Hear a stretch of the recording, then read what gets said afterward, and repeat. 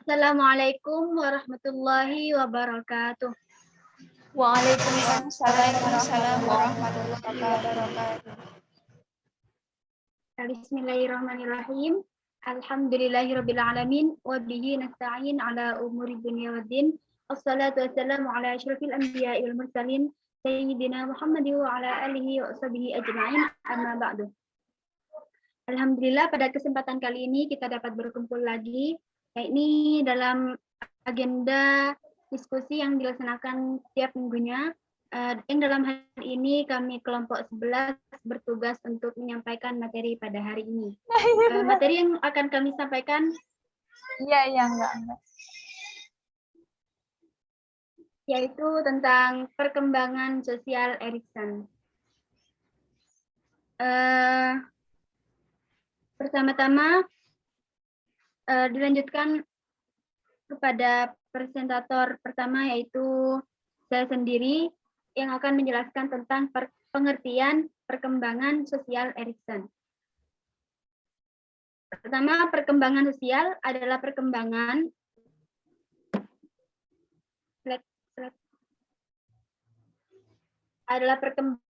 yang berkaitan dengan emosi atau mental seseorang dalam berhubungan dengan orang lain.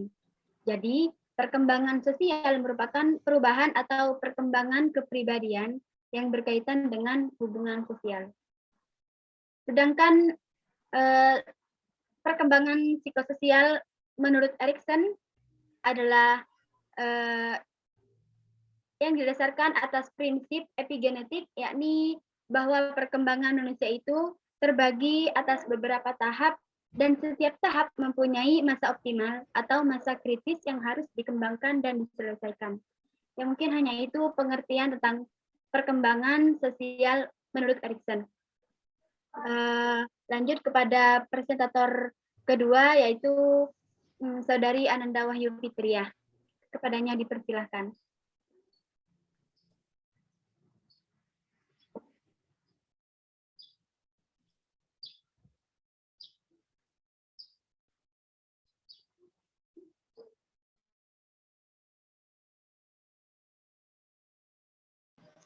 Baik, terima kasih disampaikan. Selanjutnya yaitu tentang tahapan-tahapan perkembangan menurut sosial Erikson dalam proses pembelajaran. Yang pertama ada trust and mistrust, kepercayaan versus kecurigaan.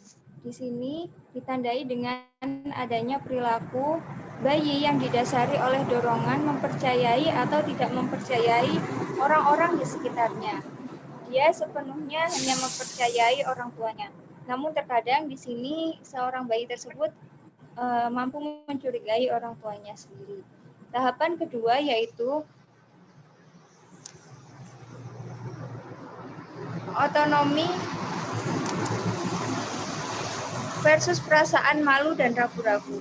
Ditandai dengan adanya kecenderungan autonomi self-doubt. Pada masa ini sampai batas-batas tertentu, anak sudah bisa berdiri sendiri, duduk sendiri maupun berjalan tanpa ditolong oleh orang tuanya. Tetapi di sisi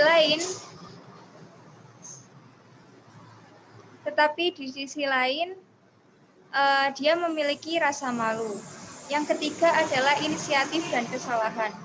Di sini biasanya dialami oleh masa prasekolah, ditandai dengan adanya kecenderungan initiative guilty. Pada masa ini anak telah memiliki beberapa kecakapan. Dengan kecakapan-kecakapan tersebut, dia terdorong melakukan beberapa kegiatan. Tetapi karena kemampuan anak tersebut masih terbatas, ada kalanya ia mengalami kegagalan. Yang keempat, tahapan kerajinan versus inferioritas. Masa ini anak sangat aktif mempelajari apa saja yang ada di lingkungannya. Dorongan yang ada membuatnya ingin mengetahui segala hal. Tetapi di pihak lain karena keterbatasan kemampuan dan pengetahuannya, kadang-kadang seorang anak mengalami kesukaran. Yang kelima, identitas versus kekacauan. Pada tahap ini biasanya dialami oleh remaja usia 18 hingga 20 tahun. Nah, biasanya masa ini merupakan masa mencari jati diri atau seorang remaja tersebut lebih condong untuk memperlihatkan identitas dirinya. Selanjutnya, tahap ke-6 yaitu keintiman versus isolasi. Pada masa ini disebut dengan masa dewasa awal. Biasanya ditandai dengan seseorang yang sudah memiliki ikatan kelompok dengan kelompok lain. Yang ketujuh, generativitas versus stagnasi. Nah, ini adalah masa dewasa lanjut, ditandai dengan adanya kecenderungan generative stagnation. Sesuai namanya, masa dewasa ini biasanya sudah mencapai puncak dari perkembangan segala kemampuannya. Yang ketiga, ada integritas versus keputusan. Masa ini ditandai dengan adanya kecenderungan ego. Pada masa ini, individu telah memiliki kesatuan atau integritas pribadi. Semua yang telah dikaji dan didalaminya telah menjadi milik pribadinya. Mungkin itu saja, saya kembalikan ke moderator. Baik, terima kasih saya sampaikan kepada Saudari Ananda Wahyu Fitria yang sudah menjelaskan tentang 8 tahap atau fase perkembangan sosial menurut Erikson. Baik, langsung saja kepada presentator selanjutnya yaitu Saudari Abidatul Aini. Kepadanya dipersilahkan. Baik, terima kasih kepada moderator karena telah mempersilahkan saya untuk menjelaskan materi selanjutnya, yakni tentang implementasi perkembangan sosial Erikson dalam proses pembelajaran. Perkembangan psikososial menurut Erikson adalah anak prasekolah dalam perkembangan sosial berada pada peralihan dari tahap otonomi, rasa malu dan ragu-ragu ke tahap inisiatif dan rasa bersalah. Di tahap ini, anak-anak cenderung ingin mengerjakan sesuatu atas dirinya sendiri dan berinisiatif ingin merancangnya serta mencapai tujuannya. Pada jenjang pendidikan PAUD, implikasi pendidikan melalui seorang pendidik sangatlah penting. Karena pada jenjang pendidikan PAUD atau TK itu merupakan masa kanak-kanak awal, sebagaimana yang terjadi di realita kehidupan. Seorang pendidik perlu mendorong anak untuk menggunakan inisiatifnya pada pengalaman sehari-hari. Pada masa berinteraksi dengan orang lain, anak prasekolah mengembangkan perasaan tentang dirinya atau yang sering disebut dengan konsep diri. Pada tahap ini, permulaannya sering ditandai dengan defisit sebagai acuannya.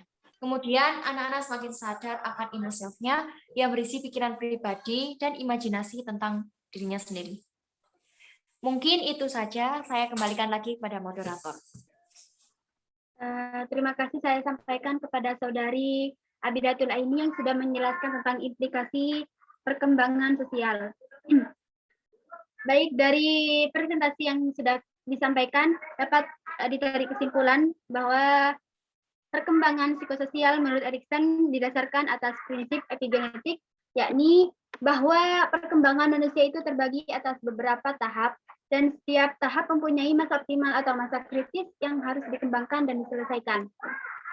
Yang kemudian melalui berbagai tahapan-tahapan perkembangan di mana menurut Erikson dibagi menjadi 8 tahapan yang sudah dijelaskan oleh Saudari Ananda Wahyu Fitria, sehingga menimbulkan implikasi yang telah diuraikan di atas, yaitu yang sudah dijelaskan oleh Saudari Abidatul Aini.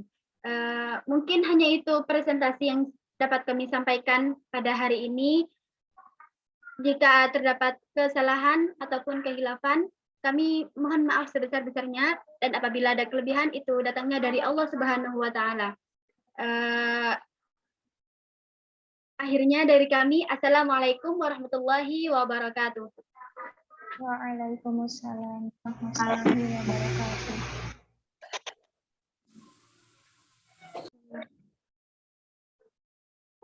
Aman? Bun, aman?